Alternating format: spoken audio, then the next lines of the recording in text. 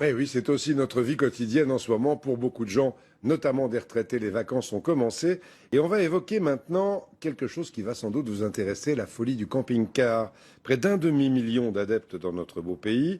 Nous sommes les deuxièmes en Europe derrière les Allemands et c'est notre dossier du jour. Comment ça coûte un camping-car? On va voir ça en Normandie avec Quentin Fichet et Félix Huel. 140 ans à eux deux et plus de 160 000 km en compteur. À bord de leur camping-car, Pierre et Lucienne ont parcouru le Maroc, le Cap-Nord, la Russie. Allez, voyons, viens. On va casser la côte. Ce midi, déjeuner sur les côtes normandes, pieds dans l'herbe et vue imprenable. On est libre. Le matin, on se lève à l'heure qu'on veut. On n'embête personne. On est tributaire de personne. Ça, c'est le côté pratique et agréable. On profite.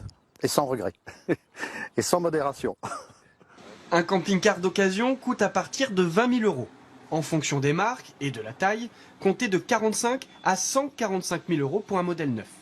Un budget important, mais à l'intérieur, vous retrouvez tout le confort d'un studio, éclairage par des lampes LED, cuisine tout équipée et désormais toilettes et douches séparées. Pour découvrir la tendance de cette année, il faut lever les yeux. Plus de la moitié des camping-cars neufs que l'on vend sur le marché sont avec un lit comme celui-ci. C'est tellement pratique, on le remonte au plafond, il dégage l'espace de vie et le soir venu, vous le redescendez et le tout de manière électrique. Donc aucun effort. Jean-Yves et Jeanne viennent d'acheter ce camping-car, leur premier. Un vendeur leur explique donc le fonctionnement du véhicule dans les moindres détails.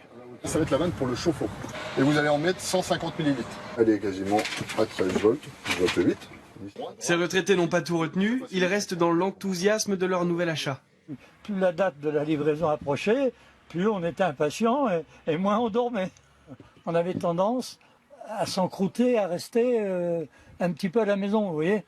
Tandis que là, ça va nous obliger et ça nous redonne un coup de jeunesse. Ça nous redonne un coup de jeunesse. Nos deux jeunes camping-caristes pourront stationner sur plus de 5000 aires dédiées en France, des parkings peu à peu écartés des centres-villes. À Cherbourg, cette barre de hauteur empêchera bientôt les camping-cars de s'arrêter devant la Cité de la Mer, au bord de l'eau. Nous avions constaté malheureusement quelques incivilités, notamment la vidange d'eau usée dans la darse qui accueille le Redoutable. Donc pour des raisons pratiques et touristiques, nous avons créé une aire d'accueil des camping-caristes à 200 mètres de là, totalement gratuite et pleinement aménagée. La France reste le deuxième marché de camping-cars en Europe, après l'Allemagne. L'an dernier, il s'en est vendu 17 000 dans notre pays.